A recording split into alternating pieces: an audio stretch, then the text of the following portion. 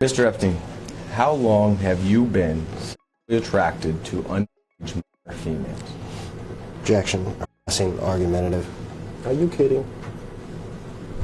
The 58 contestants participated in an exhaustive round of personal interviews designed to help our judges discover what makes each one special. Your 5'9" reading? Serious, huh? We may measure again tonight before the game. Okay.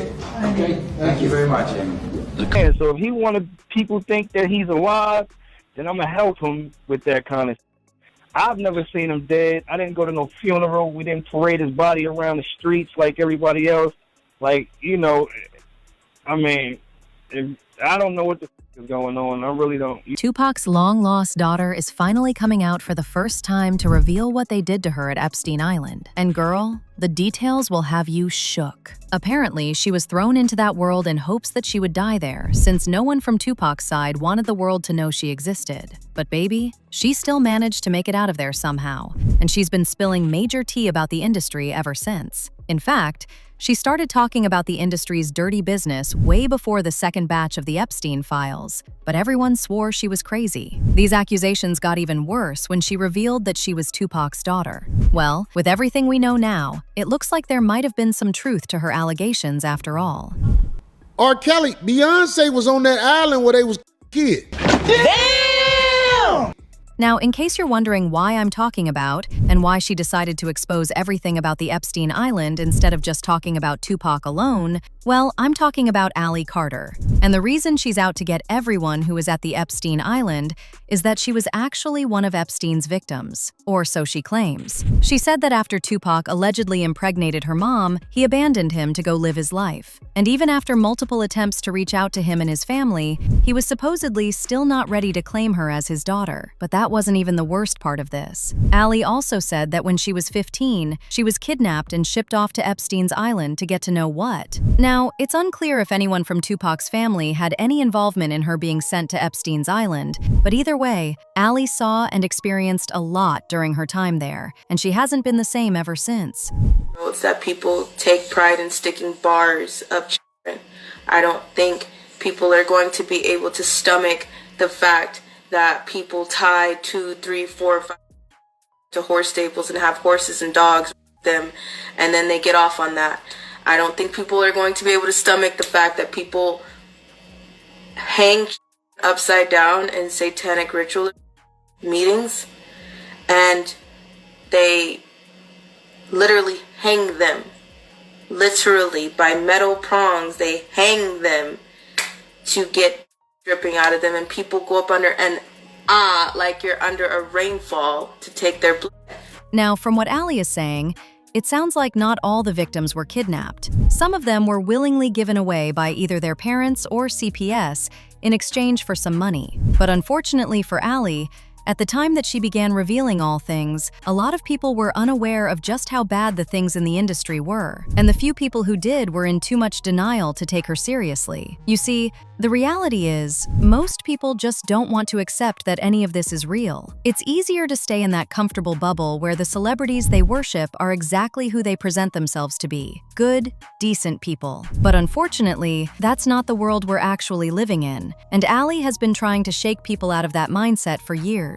And the moment Allie started putting all of this out there, her life became a target. It came out that she had actually been lined up to testify in the Diddy trial, but she vanished before she ever made it to court. According to reports, the feds moved her into witness protection after she posted a video making it clear that she didn't feel safe.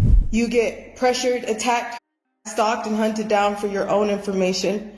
You get abused and re-victimized again by people who wanted to argue a back and forth this week like that fucking mattered. Okay, you had Stu Peters and Timothy Charles Homestead going back and forth, and nobody has even bothered. Not that I give a damn, and not that I understand that you guys are gonna be that selfish, but nobody has bothered to apologize for all the hell that has happened. But you guys were arguing back and forth, and in that meantime, we lost our home. You don't believe me? Here you go. What once was a full house, we were still paying rent on our house. What we were doing this whole time was moving everything because our house is gone.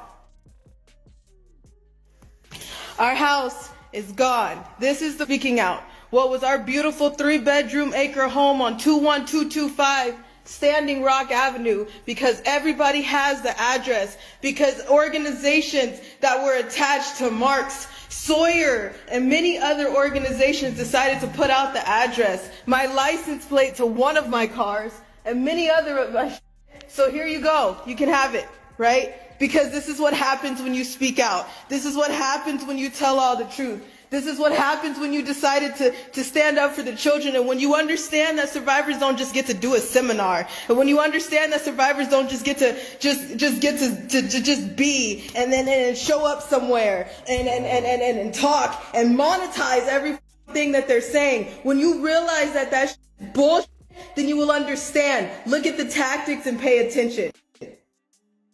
Pay attention. I'm still not asking you for a damn thing but to wake up. I'm not asking you for a damn thing but just to get outside. I don't give a damn about money, numbers on my platforms. You can have all of it. You took everything.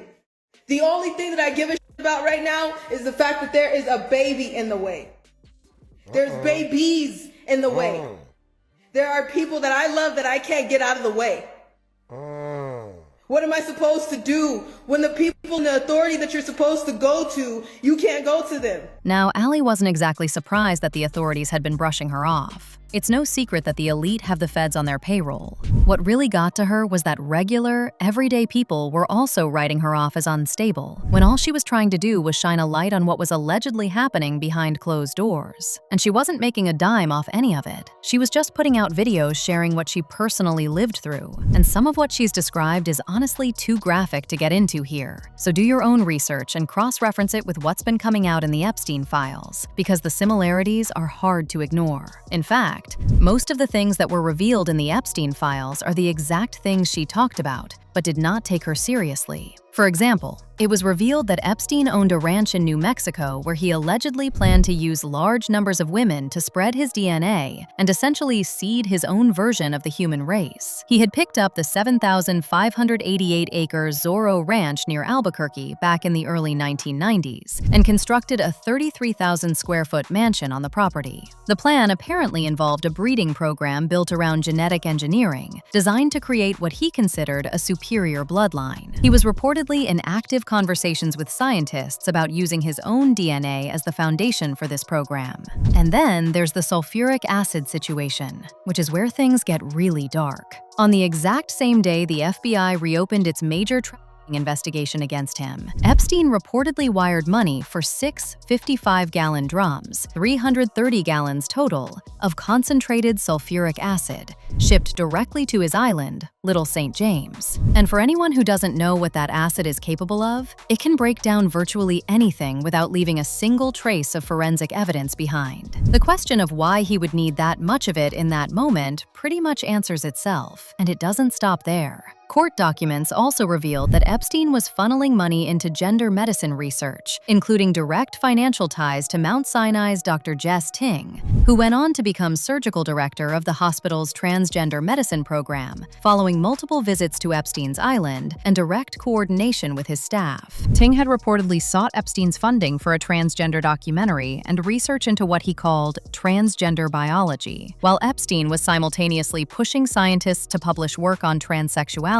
using specific language that aligned with his broader agenda of chemically and surgically reshaping human biology. He was reportedly deep into research on hormone blockers, cross-gender hormones, and irreversible surgical procedures as part of this vision. And if y'all haven't already connected the dots, a lot of what he was allegedly carrying out was being done to the same women and vulnerable people that Allie had been talking about all along. Now circling back to Allie's claim that Tupac is her father, she also dropped the bombshell that he's actually still alive and living somewhere in Nevada. According to her, he never stopped making music either. But instead of putting it out under his own name, he writes for other artists and quietly collects a percentage whenever those songs are released. And for anyone wondering how she could possibly know any of this, she said it herself. Plain and simple. She claims she saw Tupac with her own eyes. Right. Why you think nobody been arrested if they said they didn't want Tupac? Because they're snitching to the police, so they ain't gonna get arrested. Not just to snitch and be smart, son. Because Tupac not ain't dead. as smart as you should be. Tupac not dead, he was dead, they'd be arresting those dudes for. You know he was somewhere smoking a Cuban cigar on the island. The second time I seen him was at his home in Las Vegas, Nevada. Everybody thinks he faked his death. He's not dead. There was many things that happened and he got set up for a little bit to still be able to live his life and still be in the public eye. He's still making music. He's still collabing with other artists to this day. But the second time that I seen him was at his home in Las Vegas. Now, of course, there's no way to confirm if the allegations she made about being Tupac's daughter are true. However, his cousin Jamala Hussein came out to address Ali a while back, and this is what she had to say. Many kids, he wish he would have made some kids prior to his death, of course, but no, he didn't have any kids at all. Saying that she was Tupac's daughter, or somebody had to. So basically what you're telling us is that's 100% false. Straight up 100% false, yo. Yeah, facts.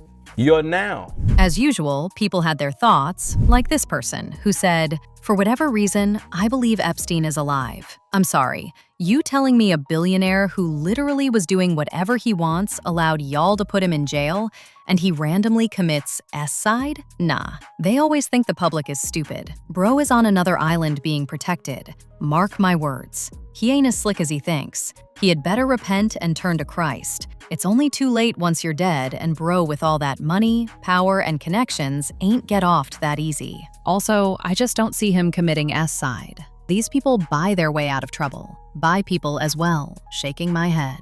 Another person said, "It wasn't only politicians and millionaires and celebrities.